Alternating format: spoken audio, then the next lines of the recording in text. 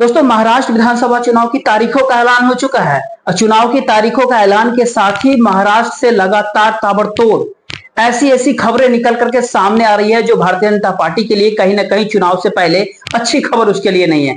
दो बड़ी खबरें आज महाराष्ट्र से निकल करके सामने आई है। दोस्तों, भारतीय जनता पार्टी के साथ में एक गठबंधन महाराष्ट्र के भीतर टूट गया है।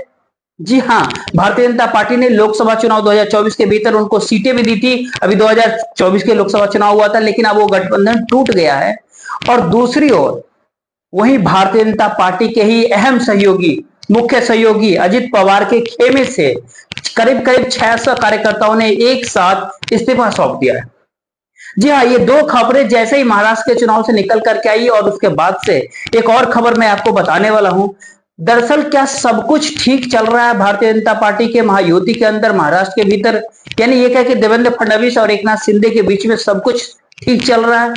प्रेस कॉन्फ्रेंस के भीतर मीडिया पत्रकार द्वारा एक सवाल किया गया कि मुख्यमंत्री महाराष्ट्र का कौन होगा, और इस सवाल के ऊपर देवेंद्र फडणवीस साहब ने ये बात साफ साफ नहीं बोल पाए कि अगला मुख्यमंत्री, या फिर ये कहे कि हम इस चुनाव के दौरान एकनाथ शिंदे के चेहरे पर ही महाराष्ट्र का इस विधानसभा चुनाव में लड़ेंगे।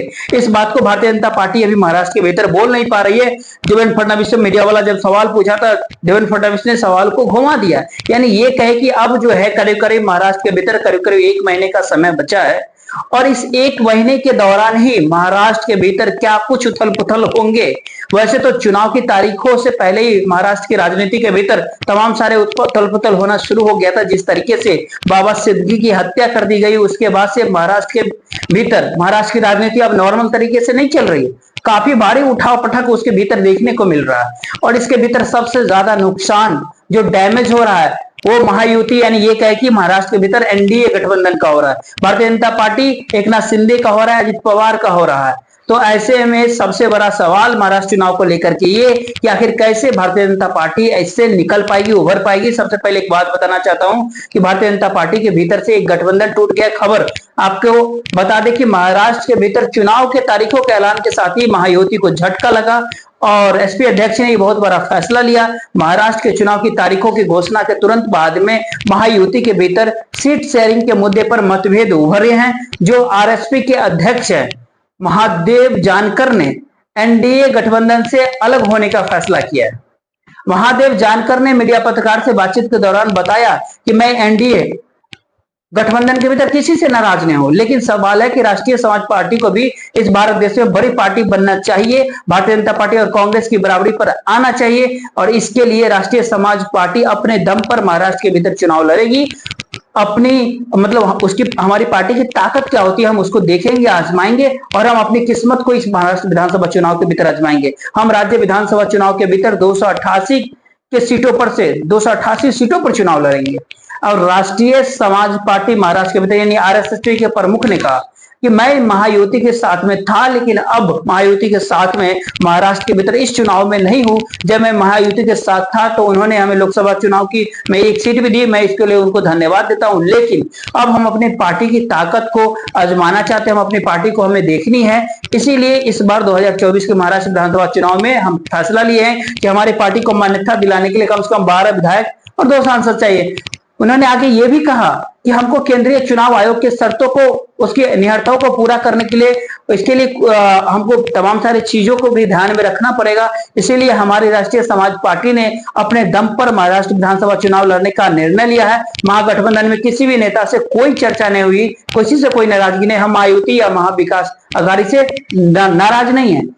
तब समझने वाली बात है कि जब चुनाव की तारीखों का घोषणा होता है तो उस दौरान कई ऐसी फैक्टर होता है, कई ऐसी नेता होती, कई ऐसी पार्टियां होती है जो नए नए तरीके से समीकरण को गढ़ने और बिगाड़ने की काम करते हैं। और ऐसे में आरएसपी कोई बहुत बड़ा दल नहीं है महाराष्ट्र के भीतर, लेकिन छोटे छोटे दल मिला करके भारतीय जनता पार्टी लोकसभा के भीतर अपनी प्रयास कर रही थी कि उसका प्रमोशन अच्छा हो जाए, और इसीलिए उसने अजित पवार को भी अपने साथ महाराष्ट्र के भीतर लाया। लेकिन उसके बाद क्या कुछ होता है, उसके बाद में ढाक के 3 पात्र वाली कहानी हो गई। लोकसभा चुनाव 2024 के दौरान अमित शाह देश के गृह मंत्री बार बार इस बात को जिक्र कर रहे थे कि 48 में से 45 लोकसभा की सीटें महाराष्ट्र के भीतर जीत जाएंगे, लेकिन महज 17 सीटों पर एनडीए गठबंधन सिमट करके रह गया 2024 के लोकसभा चुनाव में। महाराष्ट्र के भीतर कांग्रेस सबसे बड़ी पार्टी बनकर के उभरी।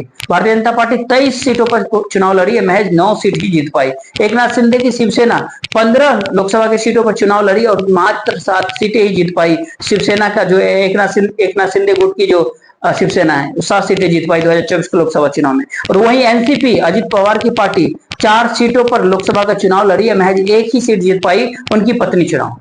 लेकिन सवाल है, ऐसे में अजित पवार के लिए कोई अच्छी खबर सामने नहीं आती है।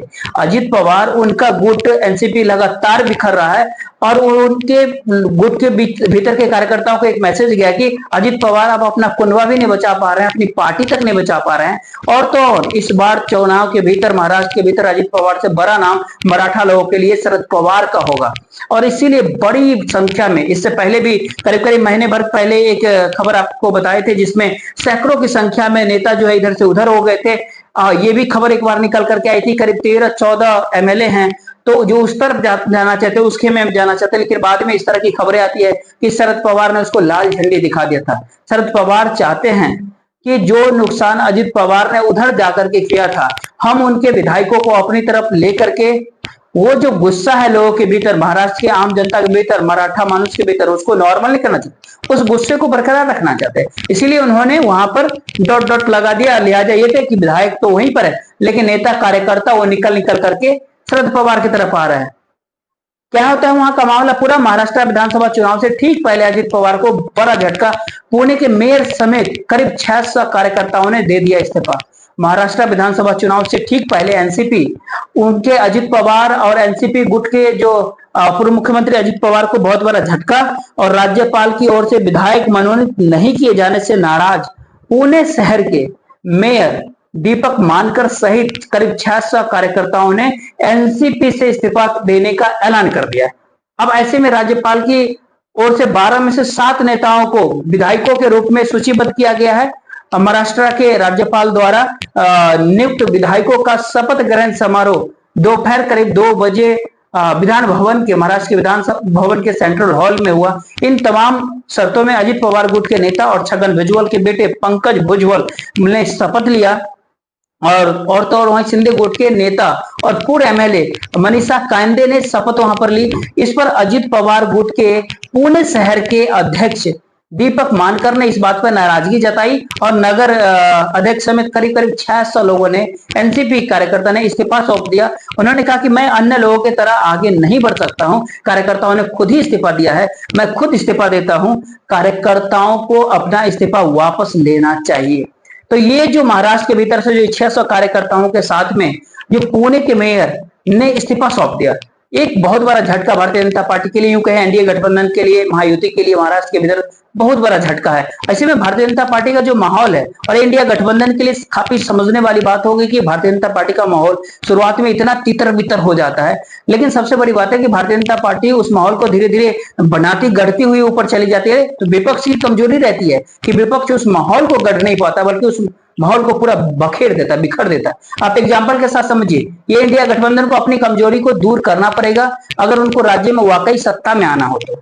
हरियाणा विधानसभा चुनाव के भीतर इसी तरीके से ताबड़तोड़ इस्तीफों का दौर चला।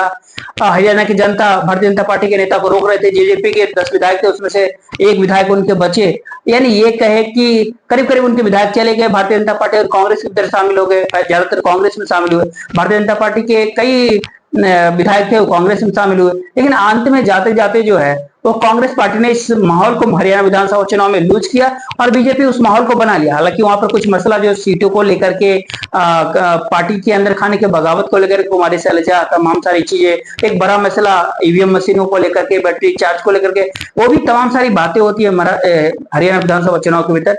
लेकिन इंडिया गठबंधन के लिए कहीं ना कहीं एक सबक वाली बात है कि अगर इंडिया गठबंधन के पक्ष में माहौल बनता है तो इंडिया गठबंधन के सभी नेता उस माहौल को धीरे धीरे लूज करते हैं। लेकिन भारतीय जनता पार्टी के तरफ जैसे ही माहौल बनता है तो उसके पास जो भी डैमेज होता है उसको धीरे धीरे कंट्रोल करते हुए आगे बढ़ जाता है। क्या महाराष्ट्र के विधानसभा चुनाव में क्या भारतीय जनता पार्टी अपने डैमेज को कंट्रोल कर पाएगा? अगर निष्पक्ष होकर के अगर देखें तो महाराष्ट्र के भीतर 3 महारथी, 3 भारतीय जनता पार्टी बेहतर कांग्रेस है जिसमें मोदी और राहुल का चेहरा स्वाभाविक बात है नचेगा। और बीजेपी में नाना पटोले का चेहरा रहेगा, देवेंद्र फडणवीस का रहेगा, दूसरा चेहरा जो एक नाथ शिंदे और उद्धव ठाकरे का होगा, वही तीसरा चेहरा एनसीपी गुट में अजित पवार वर्सेस शरद पवार का होगा।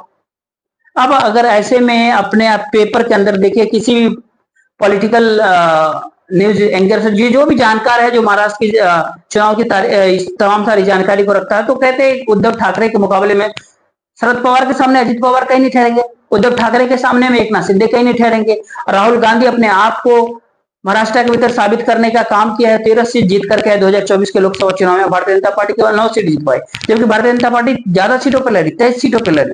तो ये जो कांग्रेस पार्टी का जो स्ट्राइक रेट रहा 2024 के लोकसभा चुनाव के अंदर महाराष्ट्र के भीतर, वो काफी जबरदस्त रहा। क्या ऐसे में कांग्रेस 2024 के लोकसभा चुनाव के माहौल को, उस चुनाव वाले माहौल को फिर से विधानसभा चुनाव में उस समय पर उस माहौल को जिंदा रख पाएगी, वही करंट वही उबाल महाराष्ट्र के भीतर ला पाएगी? क्या राहुल गांधी ताबड़तोड़ तरीके से महाराष्ट्र के भीतर रैलियां करेंगे, पूरे चुनाव की कमान अपने हाथ में रखेंगे? ये मौजूदा समय में बहुत बड़ा सवाल था, क्योंकि जहां पर कांग्रेस ने एक नेता के सहारे पूरे चुनाव को छोड़ दिया था, चाहे वो मध्य प्रदेश के भीतर हो कमलनाथ के हाथ हो, हरियाणा में भूपेंद्र सिंह हुड्डा हो, राजस्थान के भीतर अशोक गहलोत हो, या छत्तीसगढ़ के भीतर हुड्डा साहब हो, और छत्तीसगढ़ में भूपेश बघेल हो। जहां जहां पर एक नेता के सहारे कांग्रेस ने छोड़ा, वहां पर मुंह के खाइए कांग्रेस। लेकिन जो तमाम समीकरण तैयार हो रहा है, उसमें ऐसे में कांग्रेस पार्टी इससे क्या सीख ले? क्या भारतीय जनता पार्टी वाकई अपने बगावत और गद्दारी का जो पूरा ठप्पा उसके ऊपर लगा, क्या उससे अब आगे निकल सकती है? महाराष्ट्र विधानसभा चुनाव के भीतर कोई नया खेल कर सकती है? बहुत बड़ा सवाल है। इस पे आप क्या सोचते हैं? आप अपने कमेंट राय में जरूर कमेंट कीजिएगा। इसी तरह के तमाम सारे खबरों के लिए स्टडी सफर तक के चैनल को सब्सक्राइब कीजिएगा, ज्वाइन कीजिएगा। फिलहाल इस वीडियो को शेयर कर दे, लाइक कर लीजिए, चैनल को सब्सक्राइब जरूर कीजिएगा। जय हिंद, जय